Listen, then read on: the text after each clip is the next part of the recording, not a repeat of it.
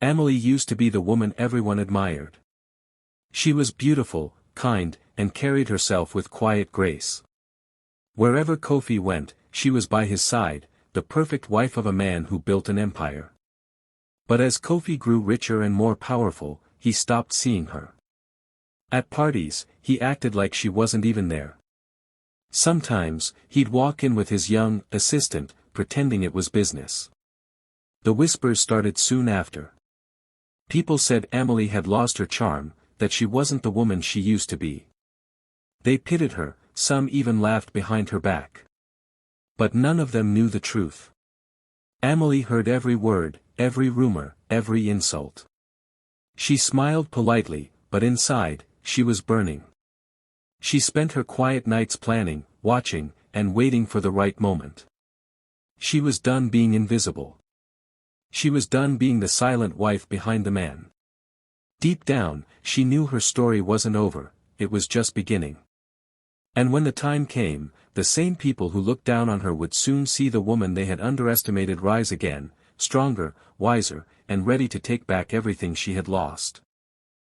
When Amelie found the golden envelope sitting on her dressing table, she knew it was no ordinary invitation. Her name was written in Kofi's assistant's handwriting, neat and cold. Inside, it read, Kofi Mensah's annual company gala. But what caught her eye was the line beneath it, guest of honor, Adjoa Nardi. Adjoa. The same young woman who had been glued to Kofi's side at every event, smiling sweetly for the cameras while pretending to be his assistant. For a long moment, Amelie just stared at the paper. Her heart didn't break this time. Instead, something sharp and steady rose inside her, not sadness, not jealousy, but power. She knew exactly what this meant. Everyone would expect her to hide at home, crying quietly like the forgotten wife. But Amelie was done hiding. She placed the envelope back down and smiled for the first time in months. The world had counted her out, but they had forgotten who she was, the woman who once stood beside a king because she had the grace of a queen. The next morning, she made a few quiet calls. The first was to Kwame, a designer who owed her a favor from years ago. Amelie Mensah, he said, surprised. What can I do for you? She smiled softly. I need a dress, she said, one that makes the world stop breathing. He didn't ask why. He just said, come tomorrow. The next call was to Nana, her favorite stylist from the old days. When Amelie explained what she needed, Nana's voice dropped to a whisper. If you walk in wearing what I'm thinking, she said, every camera will turn to you. They won't even remember his name. That line made Amelie laugh, a real laugh, one she hadn't heard from herself in years. It was as if her old self, the woman who loved life, who believed in herself, was waking up again. Over the next few days, Amelie changed, not just on the outside, but from within. The sadness that once sat heavy on her shoulders began to lift. She took care of herself again, looked in the mirror and saw not a broken wife, but a woman rediscovering her power. Every fitting, every hairstyle, every makeup trial was like a piece of her old confidence returning. She could feel it, something big was coming. When she finally stood in front of the mirror wearing the crimson silk gown, she barely recognized herself. The dress flowed like fire, bold and alive. The fabric shimmered against her skin as if it knew this was more than fashion, this was rebirth. Amelie looked at her reflection and whispered, let them look. She could already picture the whispers at the gala, the stunned faces, Kofi's frozen smile. For the first time, she wasn't nervous. She was ready. The woman Kofi had ignored was gone. The new Amelie had arrived, and she was about to remind the entire city exactly who she was. The night of the gala arrived like a storm. The city lights glowed across Accra as luxury cars pulled up to the Grand Hotel, cameras flashing at every arrival. Inside the ballroom, music floated through the air, laughter filled the space, and Kofi Mensah stood at the center of it all, confident, proud, and surrounded by people desperate to please him. Beside him stood Adjoa, his so-called assistant, dressed in gold and smiling for the photographers. Everyone in the room knew who she really was, but no one dared to say it out loud. They whispered instead, gossiping behind their champagne glasses. They thought the night would belong to Kofi and his new companion. They were wrong. Outside the ballroom doors, Amelie took one slow breath. Her heart was steady, her chin lifted. The crimson silk gown flowed over her like liquid fire. The fabric caught every glint of light, wrapping around her curves like it had been made for her alone. Her hair was swept up perfectly, her lips painted red, the same red as her dress. For a moment, she smiled at her reflection in the mirrored hallway. She wasn't nervous. She wasn't scared. She was ready to be seen again. When she walked through those doors, the entire room fell silent. Conversation stopped mid-sentence. Forks froze halfway to mouths. The music played on, but no one was listening. All eyes turned toward the entrance, where Amelie stood glowing under the chandeliers. The crimson dress shimmered with every movement, catching the light and holding it captive. It wasn't just a dress, it was a statement. A reminder. A warning. Kofi turned, curious about the sudden silence, and when he saw her, his face changed. His practiced smile slipped. His hand tightened around his glass until it trembled. Ajoa's expression fell flat, her confident grin disappearing as her eyes widened in shock. Cameras started flashing like fireworks, and people began whispering her name. Amelie Mensah, someone gasped. She's back. Amelie didn't rush or look around nervously. She walked slowly, each step deliberate, graceful, powerful. Every click of her heels on the marble floor echoed through the room. The crowd parted for her like she was royalty. And in a way, she was, not the queen beside a king, but a queen who had learned to rule on her own. As she passed by, people couldn't stop staring. Some looked amazed. Others looked afraid. Even the chandeliers seemed to shine brighter, as if trying to match her glow. Kofi's board members exchanged glances, whispering among themselves. They could see what Kofi had lost, and what he could never get back. Amelie stopped near the center of the room, lifted a glass from a passing waiter, and smiled faintly. Her eyes met Kofi's across the crowd. He looked shaken, like he was seeing a ghost. But she wasn't a ghost. She was the fire he tried to extinguish, and that night, she burned brighter than ever. The moment Amelie entered the ballroom, Kofi felt his world tilt. He tried to play it cool, forcing a smile and pretending not to care, but his eyes couldn't stop following her. Every move she made drew the crowd in tighter, their whispers spreading like fire. That's his wife, someone said softly. She looks like royalty, another added. Cameras flashed again, catching every angle of her calm, confident face. Kofi's fingers tightened around his glass until it almost slipped. Ajoa beside him shifted uncomfortably, her fake smile stiff and trembling. The room that once belonged to him now seemed to revolve around Amelie. Amelie walked toward him with quiet grace, her dress flowing behind her like a trail of fire.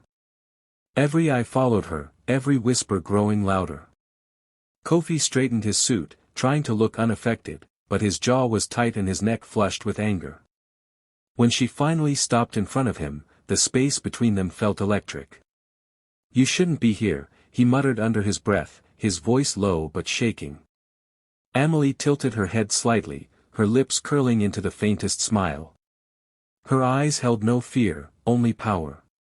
Funny, she said softly, her voice smooth enough to make nearby guests lean in to hear. That's exactly what your board said about your mistress's new company. For a second, Kofi froze. The color drained from his face. The music and laughter around them seemed to fade. He looked at her in disbelief, his heartbeat pounding in his ears. What are you talking about? He whispered, forcing a chuckle that didn't reach his eyes. But Amelie just smiled, her calmness cutting deeper than any scream could. She leaned closer, her perfume brushing against him, and whispered, You think I didn't know, Kofi? About the money? About her startup you've been funding with company accounts? His eyes widened. No one else could hear, but his panic showed in his trembling hands. The cracks in his perfect image were starting to show, and the crowd could sense it. Amelie took a small step back, just enough for everyone to see her radiant smile. She wasn't arguing or crying. She looked like a woman in full control. Kofi tried to laugh it off, but his voice cracked. Ajoa reached for his arm, but he brushed her hand away. It was too late, people were already watching closely, sensing something wasn't right. Amelie didn't need to say more. Her expression said everything. She had come not to beg or fight but to expose the truth without a single raised voice. The silence between them was heavy, charged with everything that had gone unsaid for years. Kofi's mask slipped completely, and for the first time, he looked small. Amelie gave him one last calm, confident look, then turned away, leaving him standing there as the whispers grew louder. Everyone in that room knew something big was about to break. Weeks before the gala, Amelie had discovered something that changed everything. She hadn't been looking for revenge at first. She only wanted to understand why her husband had become so distant, so cold. But the truth she found was far worse than she imagined. One night, while Kofi was away on a business trip, she sat at his office desk, scrolling through the files he had carelessly left open. At first, the numbers looked normal, but Amelie was sharp. She noticed the strange transfers, the hidden payments sent to a small company under a name she didn't recognize. When she looked deeper, her breath caught. The company belonged to Ajoa, Kofi's assistant. Her hands shook as she clicked through document after document. Kofi wasn't just cheating on her, he was stealing from his own company to fund his mistress's dream business. Millions of dollars were gone, hidden under fake expenses and secret accounts. Amelie sat there in silence for a long time, staring at the screen. Her heart didn't break this time, it hardened. She realized that the man she once loved had not only betrayed her but had put everything he built at risk for a woman who couldn't even stand beside him without borrowing her confidence. Instead of confronting him immediately, Amelie made a decision. She copied every file, every email, every receipt, and quietly sent them to a private folder. She knew what to do next.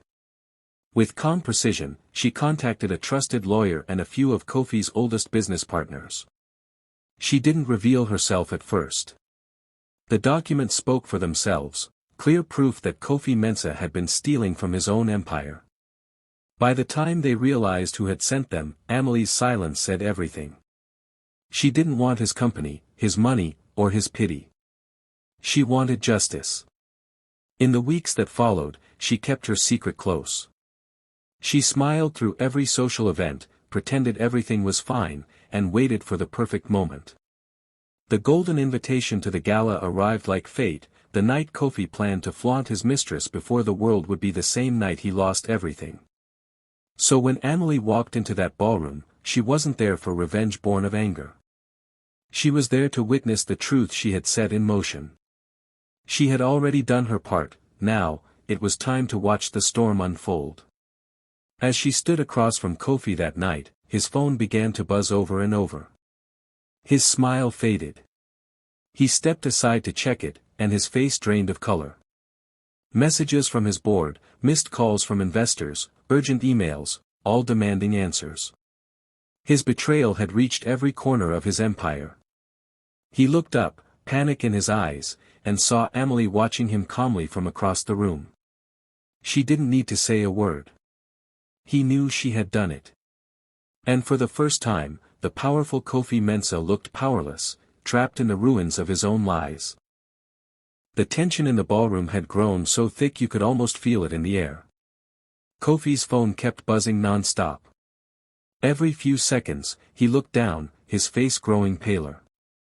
His confident smile was gone, replaced by panic that he could no longer hide. Ajoa tried to whisper something in his ear, but he brushed her off, his hand trembling. Around him, the guests began to exchange glances, sensing that something was very wrong. Amelie stood a few steps away, calm and radiant, her red dress catching every flash of light. She looked like the only person in the room completely at peace, because she knew what was coming. Then, suddenly, Kofi snapped. His anger exploded faster than he could control it. He pushed through the crowd, his jaw tight, his eyes blazing with fury. When he reached Amelie, he grabbed her arm hard enough to make the people nearby gasp. The music stopped. The laughter died. Cameras turned instantly. "What have you done?" he hissed, his voice low and shaking. Every photographer in the room raised their camera. The once proud billionaire now looked like a man losing everything in real time. Amelie didn't flinch. Instead, she turned slowly to face him. Her expression stayed soft, almost amused. The lights from the chandeliers glimmered in her eyes as she tilted her head slightly and smiled, not at him, but at the cameras now pointed their way. "Nothing, darling," she said sweetly, her voice calm and steady. "I just showed them the real CEO." The words left her lips like silk, but they hit Kofi like a hammer. The entire ballroom went silent. For a moment, no one even breathed. Then the sound of camera shutters filled the room, one after another, capturing the moment that would soon flood every social feed in the country. Kofi's hand dropped from her arm as the reality of her words sank in. The whispers started again, louder this time, people piecing together what was happening. Ajoa quietly stepped back, her face pale, realizing that whatever power she thought she had was gone. And then, as if on cue, the ballroom doors swung open. Every head turned. Kofi's board members walked in together, their faces cold and serious. They didn't smile, didn't greet anyone. The entire atmosphere shifted. Kofi froze where he stood, his body stiff, sweat beading on his forehead. He knew why they were there. Amelie took a small step back, letting him stand alone in the spotlight. Her expression remained calm, almost compassionate, like someone watching a storm she'd already survived. Kofi looked around helplessly as the men approached him, his empire falling apart right in front of the people who once praised him. The cameras kept flashing. Amelie's red dress shimmered as she turned away, her face serene. She didn't need to say another word. The world had just witnessed the fall of Kofi Mensah, and the rise of the woman he thought he had silenced forever. By the next morning, the whole country was talking about only one story, the fall of Kofi Mensah. Every news channel, gossip blog, and social media page was filled with pictures from the gala. The photo of him grabbing Amelie's arm had gone viral overnight, along with her calm smile as she said, "Just showed them the real CEO." That single sentence became a headline, a hashtag, and a warning. The man once known as a brilliant billionaire was now the symbol of greed and betrayal. Investors panicked, the board held an emergency meeting, and within hours, Kofi's accounts were frozen. Reporters camped outside his mansion, shouting questions he refused to answer. His phone never stopped ringing, but every call brought worse news. His empire was collapsing, piece by piece. Ajoa, the mistress he had risked everything for, vanished before sunrise. One moment she was trending online for her gold gown, the next, she was gone, leaving behind a trail of deleted photos and cancelled meetings. The same people who once flattered Kofi now avoided him completely. No one wanted to be linked to a scandal that big. He had gone from admired to abandoned in less than 24 hours. Meanwhile, Amelie didn't hide or celebrate loudly. She simply packed her things in silence. The mansion that once echoed with her footsteps now felt like a stranger's house. She moved gracefully, taking only what belonged to her, her daughter's clothes, a few memories, and her dignity. As she walked out the front doors, she didn't look back. Her little girl held her hand tightly, asking softly, "Mama, are we going to be okay?" Amelie smiled, her eyes calm and strong. "We already are," she whispered. What no one knew until later was that Amelie had been building something quietly for months, her own company. While Kofi had been too busy chasing attention and lies, she had been working with trusted friends to create a business of her own. It started small, but her vision was sharp, and her determination was unshakable. And now, as Kofi's empire crumbled, her company was rising to take its place. Investors who once followed Kofi began reaching out to her instead. They admired her grace under pressure, her intelligence, and her ability to turn pain into power. By the end of that week, Amelie's name was everywhere, not as Kofi's wife, but as Amelie Mensah, the new face of strength and success. The same red dress that had stunned the city became a symbol of rebirth. It wasn't just a fashion moment anymore, it was the image of a woman who refused to stay broken. While Kofi hid from the world, Amelie stepped into it. She spoke softly, walked with confidence, and built something lasting, not from revenge, but from self-respect. The fall of the billionaire had made room for something greater. The world had lost a king of arrogance but gained a queen of resilience. Months later, the same city that once whispered about Amelie now spoke her name with admiration. The woman who had walked out of her husband's shadow had built something extraordinary. Her company was thriving, her story had inspired thousands, and she had become a symbol of quiet power. So when invitations went out for her first company gala, people rushed to attend. Everyone wanted to see the woman who had risen from heartbreak to success with such grace. The night of the event, Amelie arrived not as someone's wife, but as a leader, elegant, confident, and free. The ballroom glowed under golden lights, filled with reporters, investors, and celebrities. When she walked in, the crowd erupted in applause. The red dress was gone, but her presence carried the same fire. Cameras clicked non-stop as she greeted guests, her calm smile reflecting peace, not revenge. During an interview, a journalist asked, "What made you change, Amelie? What gave you the strength to rebuild?" She paused, then smiled softly and said, "They ignored me until I reminded them who I am." The room went silent for a moment before the applause returned, louder this time. That one sentence spread like wildfire online. The next day, her quote and her story were everywhere. The photo of her from that night, confident, radiant, unstoppable, became a symbol for every woman who had ever been overlooked. It wasn't just about revenge anymore, it was about rebirth, courage, and knowing your worth. Amelie Mensah, the woman they once dismissed, had become the woman the world would never forget.